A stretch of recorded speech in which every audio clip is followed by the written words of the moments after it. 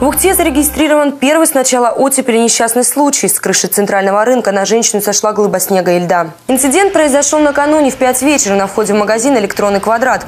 66-летняя ухтинка получила серьезные травмы головы.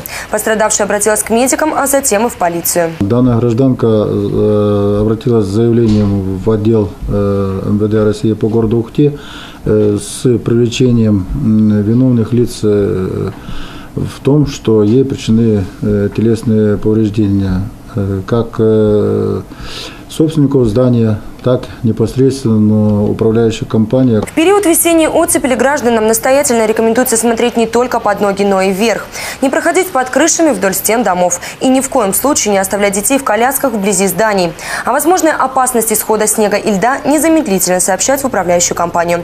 А вот бездействие жилищников может окончиться плачевно. Так, накануне в городе Слободской, соседней Кировской области, в результате схода снега с крыши многоквартирного дома пострадал 6-летний ребенок.